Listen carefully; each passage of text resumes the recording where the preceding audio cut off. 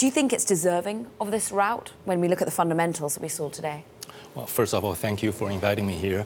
I think the sell-off in China has preceded the softer economic data, so a lot of the bad news has been discounted, and I don't think anyone's expecting the Chinese economy to be doing well at this point.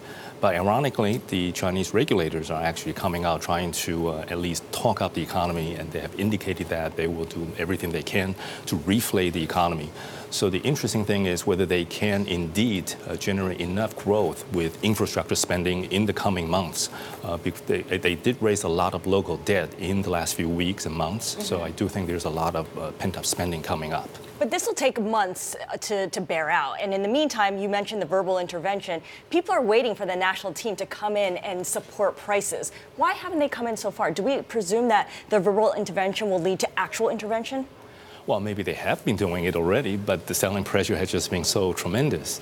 At the same time, I think the confidence is really not in the market right now. It's really in this upcoming negotiation with the U.S. on the trade issues. Oh, the November 30th meeting. Exactly. I think there is the expectation that President Xi Jinping will be willing to make some concession to President Trump.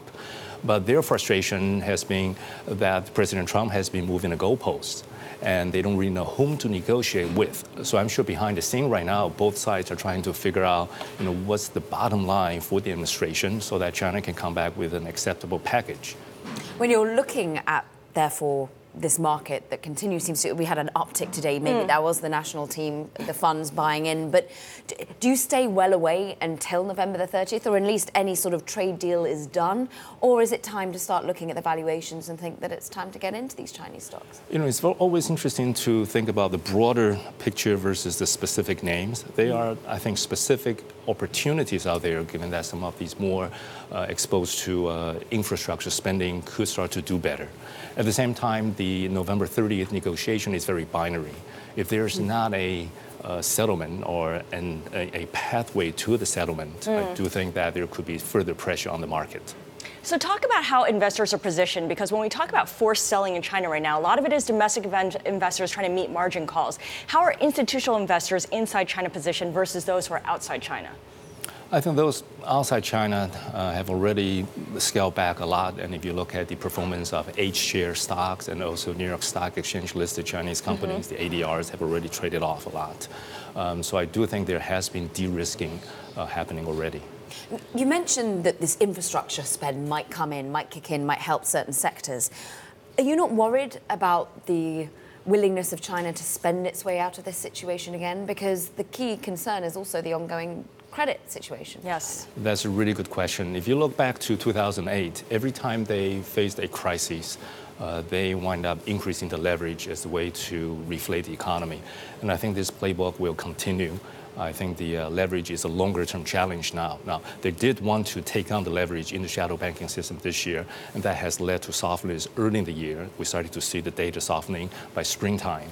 But now they're also being hit externally with the trade issues. So I do think that their short-term issue is to, one, deal with the trade issue, and two, stabilize the economy, and most importantly, the confidence. Because I do think the Chinese business people right now are on the sidelines, perhaps not making the planned investments. So they need to really boost the confidence.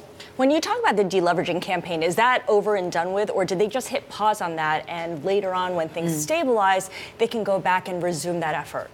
I think on the shadow banking system side, it has remained fairly tight. But if you look at the official banking channel, they have been cutting the bank required reserves 3 times already, and I do expect further stimulus. So they are trying to increase lending by the official banking channel.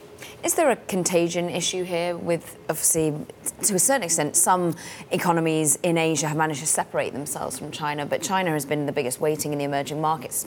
I was interested to see that actually over the last few months, there's actually been net inflows into certain emerging market funds. But are you seeing that the China concern is a broader emerging market concern, as we do have such a strong dollar as well?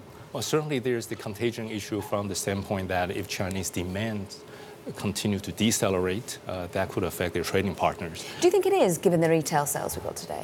You're seeing at the edge there's some softening.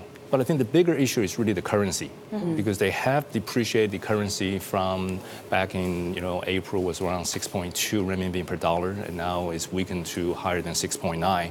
If they couldn't resolve the trade issue, we could see continued depreciation going above 7 renminbi. That's a very psychologically important level. And that, at some point, will start to pressure other emerging market countries to devalue their currencies to stay competitive. What interests me, though, Scarlet, is this actually a devaluation, or is it just a fundamentally driven move? That's a good question. In the foreign currency. You can argue it is fundamentally driven because their economy is softening while we are strengthening, we are tightening while they are kind of loosening. So economically speaking, you could make the case that renminbi should be weakening. I think perhaps for that reason, the Treasury Department decided not to name China a currency manipulator in the latest report. So in terms of the Chinese currency weakening, the concern here is capital flight.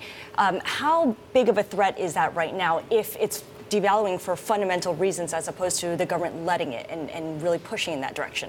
I think there's a lot of pent-up demand to push capital out from individual Chinese, wealthy Chinese individuals and businesses. But at the same time, the government wants to maintain a very tight control on capital. So I do expect them to further tighten the capital control.